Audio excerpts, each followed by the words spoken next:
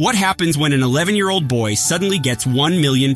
He buys toys, purchases a mansion, hires a limousine driver, and even tries to date an adult woman. But what he does not know is that the money is stolen and that a dangerous criminal is willing to do anything to get it back. What with my money? Not gonna believe this. He gave all your money to a little old bitty boy. A prisoner escapes from prison and gets his hands on a hidden suitcase containing $1 million stolen dollars. Meanwhile, Preston, 11 years old, is frustrated that his older brothers use his room as a storage space. Get out of here, Ralph! Here, take this. Oh, wait, Damien, this is my room. And the worst part is that their father totally agrees. He claims that the boys run a business and make money, so storing their stuff in Preston's room is perfectly acceptable. Later, Preston is dropped off at a classmate's birthday at an amusement park. His father gives him the trifling sum of $2 to enjoy himself while the other children buy plenty of tokens. Butch, the prankster, mocks Preston for his $2 meager, which only allow him to buy 6 tokens, one less than needed to ride the roller coaster. When Preston asks, "Are we poor?" his parents insist it's just to watch your budget. Hoping to get some money for his birthday, Preston opens a letter from his grandmother. But instead of cash, he finds only a blank check. It turns out that grandmother forgot to indicate the amount. Last year, she gave him $1,000. This year, his father deducts $11 for inflation. Preston does the math and estimates that if he deposits this money in the bank, he will become a millionaire in about 342,000 years. Meanwhile, the escaped prisoner, now in disguise, goes to the bank where his former associate, who testified against him in court, now works. The problem is that the stolen money is traceable through serial numbers. Kiglet, the prisoner, wants to exchange it for clean bills. He announces to Bea Dermond, the bank employee, that his man nicknamed Juice will come the next day with a $1 million check. BM is supposed to hand over the cash. By coincidence, Preston goes to the same bank and immediately falls for Shay Stanley, the customer service representative. He brings his $11 hoping to open a bank account, but the minimum deposit is $200. Disappointed, Preston keeps his eyes on Shay the whole time. Meanwhile, Biederman hands Kiglet a temporary check. Just at that moment, Butch grabs Preston's birthday check and runs away. In the chaos, Preston stumbles and his bike rolls under Kiglet's car. Kiglet tries to drive off as if nothing happened, but the crowd screams, "Stop him." Wanting to avoid trouble, Kiglet quickly signs a check to Preston and Dalal just as a police car arrives. That is when Preston notices that the check Kigi gave him was not filled out. Curious, he types his name on it. At first, he considers writing $100, then $1,000, but he cannot resist. He types $1 million. The next morning, Preston returns to the bank to cash the check. The cashier mocks him, but still leads him to her boss. Bitterly, the banker glances at the signature and the amount on the check and quickly asks the employee to leave. He assumed that Preston was working for Kiglet. Preston, unaware of the situation, burst out laughing. He only wanted to cash the check. Bidem burned the original check, opened the vault, and handed Preston exactly $1 million in cash. A few moments later, the real Juice entered the bank, also carrying a check for $1 million.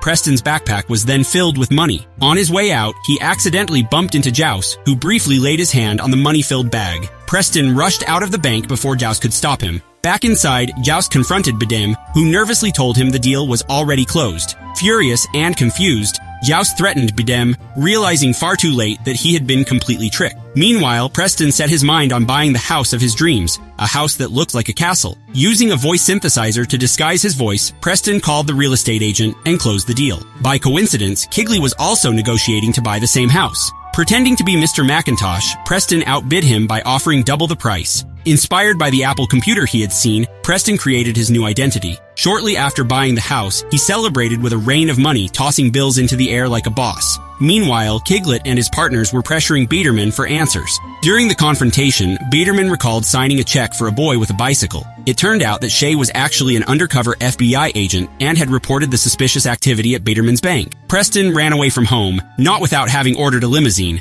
He went shopping, bought himself a new wardrobe, a big screen television, a hi-fi system, a massage chair, and every toy he could dream of. Henry, the limousine driver, became his loyal sidekick. Playfully, Preston gave Henry a fancy watch as a thank you. Then he ordered trucks filled with toys and boxes of cookies, so many that they blocked the driveway, giving his father a serious headache. His father, increasingly suspicious, decided to investigate and was stunned to find his son on the roof of a mansion. Preston explained nonchalantly that he was working for a certain Mr. Minosh, and if his father did not know who that was, no worries, Mr. Minosh knew everything about him. At a simple word from Preston, the driveway was cleared for his father's car. the gardens now transformed into a real amusement park. Shortly after, Shay met Mr. Minoche. She examined Preston's setup and even suggested that he open a bank account immediately. She took a few photos while she was there. Preston, still in his role, dived into the pool and handed her $200 in case Mr. Minoche wanted to open that account. Preston pretended to be a very busy businessman, but he was always available for Shay. He even offered to send a car to pick her up that very day. Wanting to impress her, he asked Henry to help him prepare for the date. Henry gave him his best advice: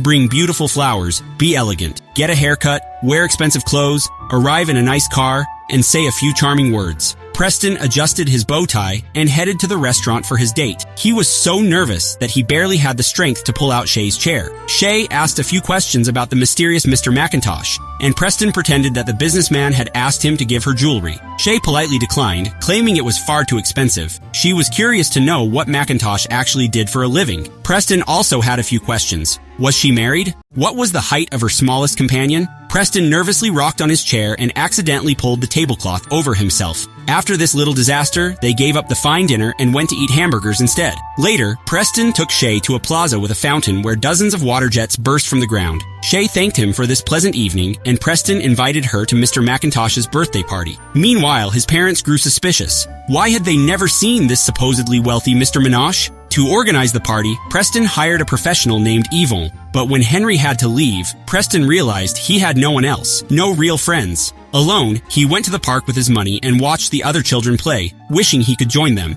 Just at that moment, the trio of criminals spotted him again and began chasing him. This time, while driving their car through the park, Kigley almost caught him, but the car sputtered and refused to move. Preston fell off his bike and dropped his backpack. The crooks chased him, but missed. A stranger found the backpack, but Preston quickly took it back, leaving the stranger with only a single bundle of bills. As for the scammers, their plans ended in a car crash. Meanwhile, Yvonne had hired an entire team to decorate the house, and this party seemed to be costing Preston a fortune. She had even announced the event in the newspaper, and a crowd of guests had shown up. Henry dropped a quote with a smirk: "A fool made of money, no matter how much you give him, will burn through it quickly." There was a huge pile of gifts on the table, but Preston was not allowed to touch them. They were all for Mr. McIntosh. Desperately, Preston searched everywhere. Meanwhile, Shay was speaking with the other agents about the next steps. The tables were filled with odds and ends, and there was not even any ice cream. Then Yvonne handed Preston the bill, and he was left speechless. The party had cost $100,000. Preston checked his account and realized he had only $332 left. All his money was gone. Suddenly, Preston's father entered the office and asked to speak with Mr. McIntosh, requesting that Preston be sent home earlier. He explained that his son was working too hard and admitted that he had been too harsh with him, taking away his childhood. "I want to go home,"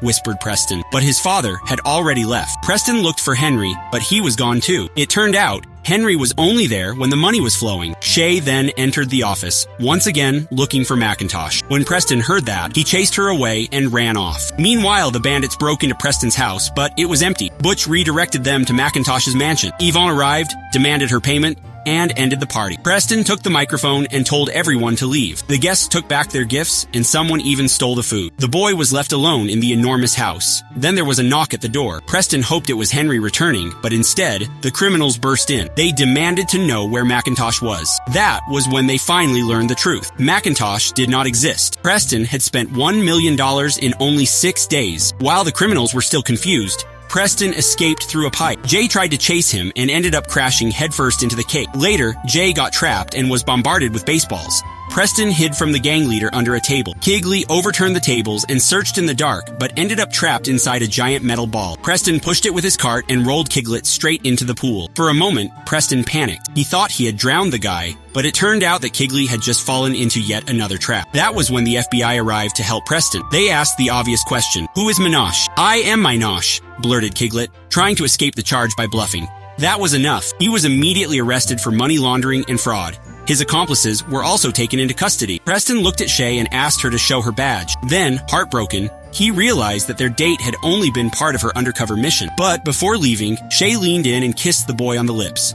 Preston's father came to pick him up, and Henry was waiting outside. It turned out he had just bought a tub of ice cream for his friend, something sorely missing from the party. Back home, Preston's family surprised him with a cake and asked him to make a wish. He looked at a picture and made a wish for Shay, and that is how an 11-year-old boy spent $1 million in 6 days, escaped dangerous criminals, and even got a kiss from an undercover FBI agent. If this crazy adventure made you laugh, hit that like button, share it with your crew, and subscribe for more wild movie recaps.